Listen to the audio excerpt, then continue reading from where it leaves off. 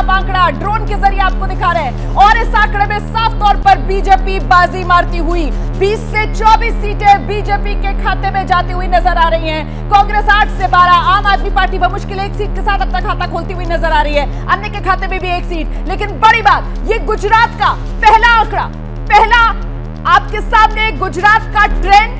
उत्तर गुजरात से हमने शुरुआत की है। उत्तर गुजरात जहां से 182 विधानसभा सीटों में से 32 सीटें आती हैं। उत्तर गुजरात में बीजेपी को न सिर्फ बढ़त बल्कि भारी बढ़त, यह कह रहा है सर्वे।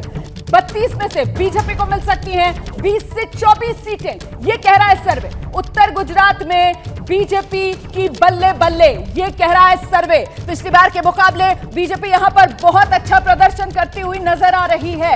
हम सीधे रुख करते हैं कांग्रेस की तरफ से। रोहन गुप्ता जी हमारे साथ मौजूद हैं। रोहन गुप्ता जी, ये तो प्रधानमंत्री नरेंद्र मोदी, अमित शाह, घर का मामला गुजरात, इसी वजह से सुपड़ा साफ कांग्रेस का होता हुआ नजर आ रहा है। पहला आंकड़ा मैंने दिखाया सर, अभी तो सिर्फ उत्तर गुजरात का आंकड़ा खुला है। रोमा जी, जो गुजरात की वास्तविक परिस्थिति है 2017 में भी हमने देखा, यही सारे सर्वे थे, शायद यही समय था, आपकी चैनल थी, कोई भी चैनल ने कांग्रेस पार्टी को 35 से 40 सीट से ज़्यादा नहीं दी थी। और हमने आखिर में देखा कि क्या हाल हुआ। उसके 2 कारण हैं।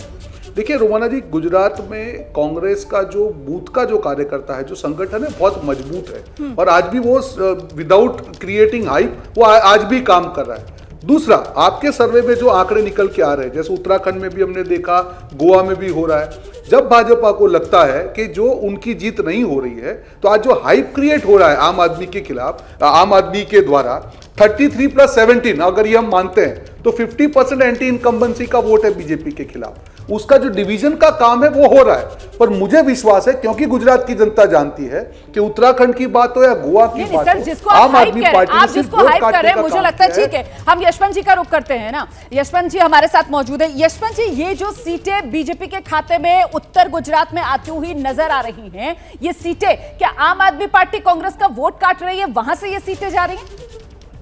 मैं शुरुआत करता हूं रोमाना आपके सवाल के। उस सवाल के बहुत डिटेल में नहीं जाऊंगा, मैं कहूंगा हाँ। इसका छोटा शार्प सीधा जवाब है हाँ, क्योंकि जो भी आंकड़े देख रहा है उसको अपने आप समझ में आएगा। मैं केवल कांग्रेस के सम्मानीय प्रवक्ता जी के लिए मैं इतना ही केवल ये कहूंगा कि सर, किसने बोला होगा आपको 25 सीट, मैं नहीं जानता। जिन्होंने बोला होगा गलत बोला होगा। एबीपी सी वोटर के ट्रैकर में हम लगातार बोल रहे थे कि बीजेपी की सीटें पिछले चुनाव में कम हो रही हैं और 100 के आसपास बीजेपी सिमट सकती है, कांग्रेस का ग्राफ बढ़ रहा है। हमारे ट्रैकर की खासियत ही यही है, क्योंकि हम केवल एक बार नहीं करते, हम रोज के रोज सर्वे कर रहे हैं, रोज पूछ रहे हैं और अभी से लेकर चुनाव तक हम रोज बताते जाएंगे। पिछले चुनाव में आपका ग्राफ बढ़ रहा था, वो हम लगातार बता रहे थे। अब आप यानी आम आदमी पार्टी का ग्राफ बढ़ेगा कि नहीं बढ़ेगा, ये भी हम बताएंगे, क्योंकि इस चुनाव में केवल और केवल रोमाना एक बात समझ लीजिए, अभी आप आंकड़े देखेंगी, आम आदमी पार्टी का प्रदर्शन कैसा होने जा रहा है वोटों के मामले में, यह भी एक महत्वपूर्ण मुद्दा होने जा रहा है गुजरात के चुनाव में। बड़ी बात कह रहे हैं सर आप, वोट प्रतिशत और कितना वो सीटों में तब्दील होगा, इस पर भी सबकी नजर है। और वो आंकड़ा पहला ओपिनियन पोल का भी आपको दिखाएंगे। आम आदमी पार्टी के नेता गुलाब यादव जी भी इस वक्त हमारे साथ मौजूद है। गुलाब यादव जी, लेकिन अभी फिलहाल शुरुआत में वोट कटवा की भूमिका में आम आदमी पार्टी, और वो भी कांग्रेस को नुकसान पहुंचा रहे हैं। देखिए, मैं ये बहुत स्पष्टता के साथ कहना चाहूंगा कि अगर आप आज से करीबन 1.5 साल पहले की स्थिति में जाएंगे, जो लोकल इलेक्शन हुए थे, चाहे वो गांधीनगर के थे, सूरत के थे, तमाम शहरों की अगर आप बात करेंगे, 1 साल पहले की स्थिति को आप देखेंगे कि कांग्रेस और आम आदमी पार्टी का वोट शेयर बराबर आया था। मैं उदाहरण देता हूं आपको गांधीनगर का। आज से 1.5 साल पहले 22% वोट आम आदमी पार्टी को मिला था और करीबन उस समय 24% के आसपास कांग्रेस को मिला था। लेकिन तब से लेकर अब की परिस्थिति में ये है कि आप अगर ग्राउंड पे रियलिटी चेक करेंगे, क्योंकि मैं 4 साल से काम कर रहा हूं, सूरत के अंदर 36% वोट शेयर हमें मिला था लोकल बॉडी इलेक्शन के अंदर, 19% वोट हमें राजकोट के अंदर मिला था और 13% वोट हमें जामनगर में मिला था। तो इस तरह से सभी शहरों के अंदर और ग्रामीण क्षेत्र के अंदर भी आप छोटी छोटी तालुकाओं में देखेंगे 72 सीटें हम जीते थे ग्रामीण क्षेत्र के अंदर।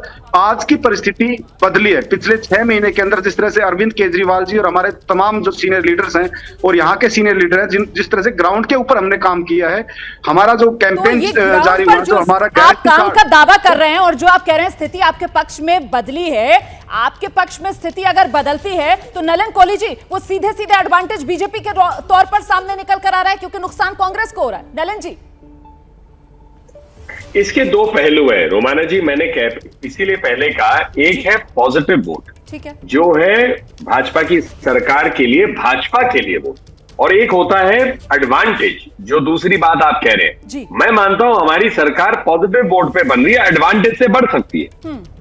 ठीक है, आप बड़ी बात कर रहे हैं। मुझे लगता है शशि शेखर जी के पास अब दर्शकों को लेकर चलते हैं और शशि जी से समझते हैं कि शशि सर, अभी तक ये जो तस्वीर सामने निकल कर आ रही है, कुल मिलाकर Gujarat model versus Delhi model और वर्सेस कांग्रेस की तरफ से क्या सर राजस्थान मॉडल को खींच लाया जाए, क्योंकि प्रभार तो अशोक गहलोत के पास है। तो कुल मिलाकर ये मॉडल्स की लड़ाई गुजरात में देखने के लिए मिलेगी। देखिए, इसमें कोई दो राय नहीं है कि गुजरात बहुत इम्पॉर्टेंट है, कांग्रेस के लिए भी, आम आदमी पार्टी के लिए भी, और इन दोनों के को अगर एक तरफ भी रख दें तो विपक्ष की आने वाली समूची राजनीति के लिए गुजरात एक बहुत बड़ा बैटल ग्राउंड है। अब एक आशंका बीजेपी के खेमे में भी हो सकती है कि कहीं ऐसा तो नहीं जैसे दिल्ली में हुआ कि कांग्रेस एकदम से नीचे चली जाए और आम आदमी पार्टी को वोट चला जाए। हालांकि ये सर्वे नहीं बता रहा, ये सर्वे 19% बोल रहा है, लेकिन आपके सर्वे के हिसाब से ही 9% कांग्रेस को मिल रहा है। अगर ये सर्वे की इस पर हम यकीन करें तो ये कांग्रेस के लिए तो खतरे की घंटी है।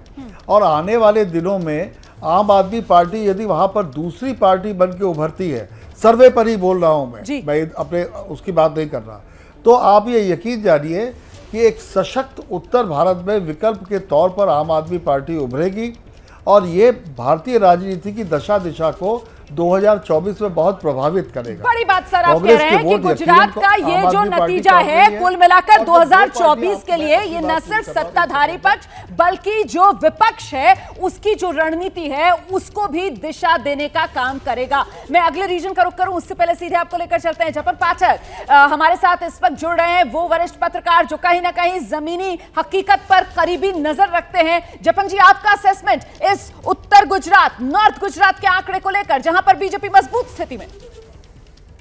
देखिए, ये ट्रैकर तो चलता रहेगा जैसे कि अभी बात हुई जी, और ये आंकड़ा और भी बढ़ेगा। अभी 47% आपने बताया है, लेकिन ये 2-3% और भी आगे जा सकता है जब नरेंद्र मोदी का code of conduct, model code of conduct आने के बाद पार्टी कैंपेन शुरू होगा। अभी एज ए प्राइम मिनिस्टर वो यहाँ असेंबली को संबोधन करते हैं, तो तब ये आंकड़ा और भी बढ़ेगा।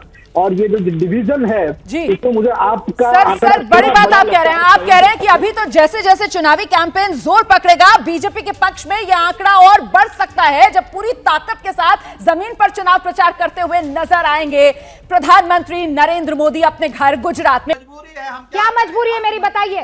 मैं अभी आपको बताती हूँ कि मैंने ओए होए होए होए नमकीन के चटकारे लेते हुए टकटकी मार के डिबेट शो को पॉज रिपीट कर करके देख रहे हैं जोगिंदर जी। इनकी तरह आप भी देखें अपने फेवरेट डिबेट्स को रिपीट कर और डाउनलोड कीजिए एबीपी लाइव ऐप अपने स्मार्ट टीवी पर।